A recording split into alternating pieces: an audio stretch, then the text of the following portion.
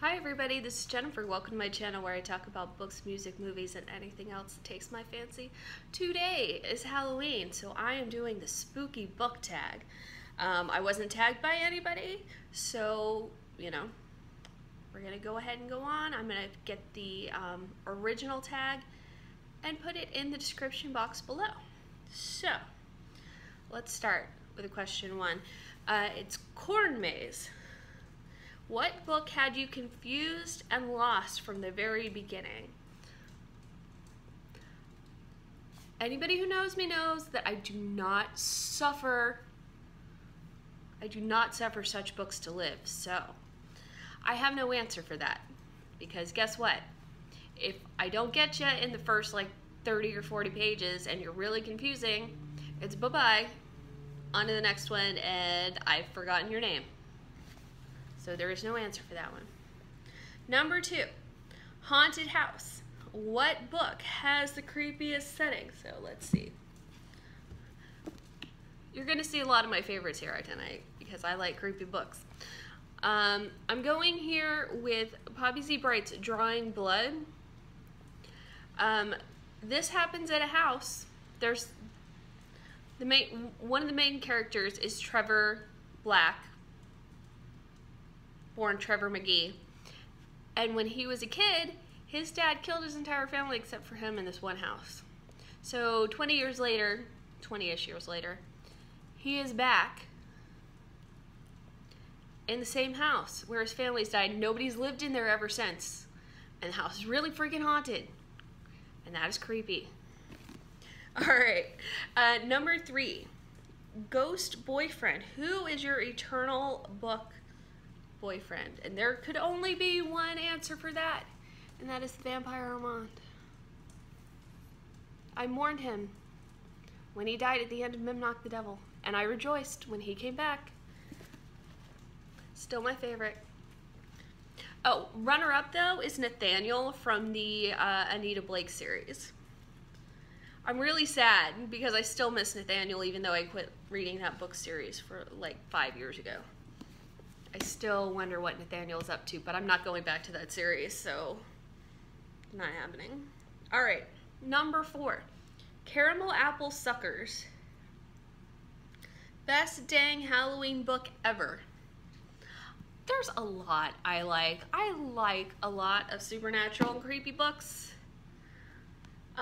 So I'm just gonna pick one of my favorites. And it's another Poppy Z. Bright. Yay. This is Lost Souls. Yes, and it's a fairly battered mass market paperback copy, which I think this might be my original copy, the one I bought back in 1999. Anyway, yes. We got vampires, we got goth kids. We've got all kinds of good stuff in this book. I like it so much. Got a southern duo rock band. Features a psychic and killer vampire babies. It's all good. It's all good right here. Anyhow, let's just move on before whatever. Vampires and Everything, least favorite Halloween trope. Vampires and Everything is the best Halloween trope. You're never going to get me to say any different. But let's just go with this premise. There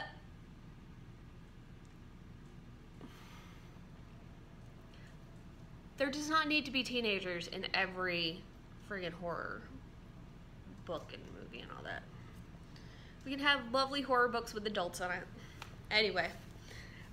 Yeah, so number six, Pumpkin and Everything, most favorite Halloween trope ever. I don't think you need me to tell you. Vampires.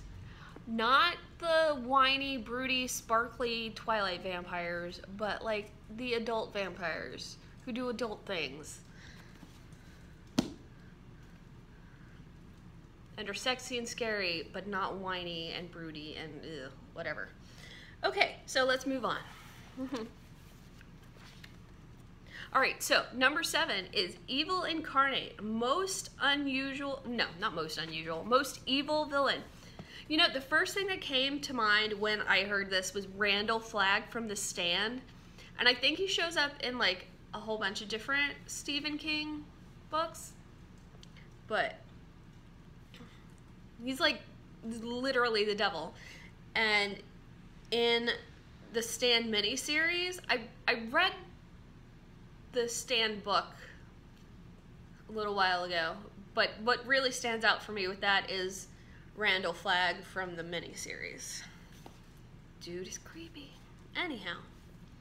So number 8, Ouija Board, a book that messes with things that you don't want to be involved in. The first thing that came up in this one for me was 50 Shades of Grey. I'm like, no, thank you. Hard pass. Hard pass. But in all seriousness, I've never read 50 Shades of Grey, so I'm not going to go with that one. So I recently read, as a part of my spooky October reading, The Magician by W. Somerset Maugham.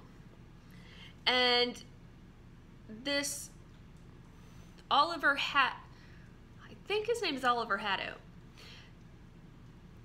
He is a sorcerer magician dude who goes after this young artist who's engaged to the surgeon because they don't really like him and he feels like they insulted them. And he's based off of Aleister Crowley, who W. Somerset Maugham like dealt with in Paris in like the 20s, or no, not the 20s. You know what? I don't remember. But oh my god, that was creepy. That character was creepy, and I was like, ugh. Anyway. So, let's move on. Number 9, Full Moon. What character do you turn on into on the full moon? The first thing that came to my mind, my favorite Austen heroine, is Elizabeth Bennet. I do love her.